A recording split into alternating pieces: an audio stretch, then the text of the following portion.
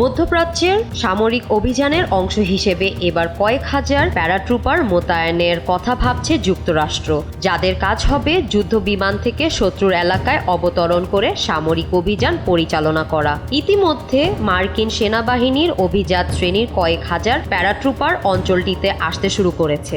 সোমবার এ তথ্য নিশ্চিত করছে বার্তা সংস্থা রয়টার্স। প্রতিবেদনে বলা হয়েছে, ইতিমধ্যে সেনারা নর্থ ক্যারোলাইনার ফোর্ট ব্র্যাগ থেকে যাত্রা শুরু করেছে, যারা মধ্যপ্রাচ্যে এরই মধ্যে মোতায়েন হওয়া কয়েক হাজার অতিরিক্ত নাবিক, মেরিন ও স্পেশাল অপারেশনস ফোর্সের সঙ্গে যুক্ত হবেন। সংবাদ মাধ্যমটি বলছে, গত সপ্তাহ থেকেই মার্কিন সামরিক অভিযানের অংশ হিসেবে অন্তত 2500 মেরিন সেনা সদস্য মধ্যপ্রাচ্যে এসে পৌঁছেছে।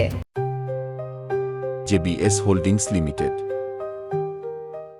রয়টার্স বলছে, সোমবার যখন মার্কিন প্রেসিডেন্টের কাছে জানতে চাওয়া হয় ইরানে তাদের পরবর্তী পদক্ষেপ কি হবে, তার জবাবে তিনি সেনা মোতায়েন সংখ্যা বাড়িয়ে দেওয়া কথাটি জানান। তবে মঙ্গলবার তিনি কর্মকর্তাদের জানিয়েছেন, হরমুজ প্রণালী খুলতে না পারলেও তিনি সামরিক যুদ্ধ সমাপ্ত করবেন। ওয়াল স্ট্রিট জার্নালের প্রতিবেদনে এ বিষয়ে আরও বলা হয়েছে, দেশটির কর্মকর্তারা জানিয়েছেন, ট্রাম্পের নতুন পরিকল্পনা ব্যর্থ হলে ওয়াশিংটন ইউরোপ ও উপসাগরীয় অঞ্চলের মিত্রদের ওপর চাপ দেওয়া হবে হরমুজ প্রণালী খোলার জন্য।